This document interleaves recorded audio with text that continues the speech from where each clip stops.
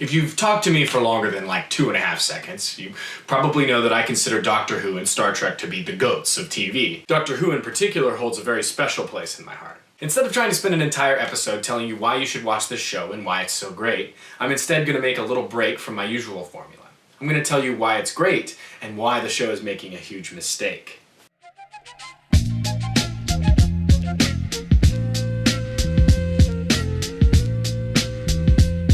Doctor Who is a show about a time-traveling alien who picks up humans from Earth and takes them on adventures through time and space in a flying blue police box. It's great. There's a whole slew of different sci-fi plots and concepts, and pretty much every theme in the book gets hit on with a mixture of screwball comedy and theatrical pathos in a marvelously goopy stew. But it's this central character that's important, this doctor from Gallifrey who's lived thousands of years and worn many faces and is completely alien. But is he? Is he really an alien? I don't think so.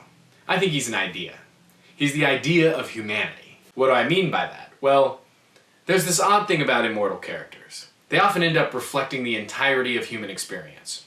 Murderer one century, savior the next. For example, the Doctor wipes out 2 entire races, so he thinks, to save the rest of the universe. He loves children and their games, yet he's also a curmudgeonly old man. He preaches pacifism, yet cruelly dismantles an enemy. He's brilliant, yet completely stupid about basic facts. As a character, he represents the whole of humanity. All our brilliance, all our stupidity, all our compassion, and all our inhumanity. But there's something crucial that the show consistently harps on, goes to great pains to note, yet I think people often misinterpret it. The Doctor needs a companion. He mustn't travel the universe alone. Doctor, don't travel alone. Why? I gotta beat my drum here for a second and talk about my beliefs about personality. There was a recent episode of Invisibilia where they spoke about the so-called myth of personality. Basically, there's a lot of evidence to support the claim that we don't have some sort of inner core of personality that sticks with us forever.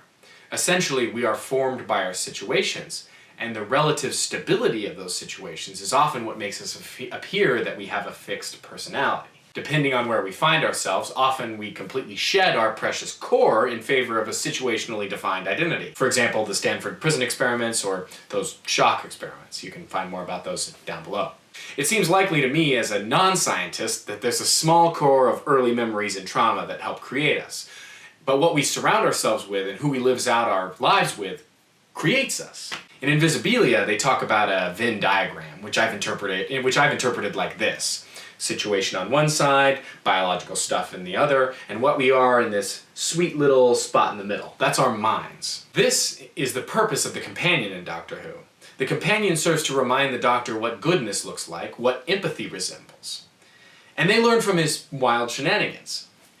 To me, the entire show is about how being good, being empathetic, being moral is a never-ending project. You must continually be building it. And now, my critique of the show.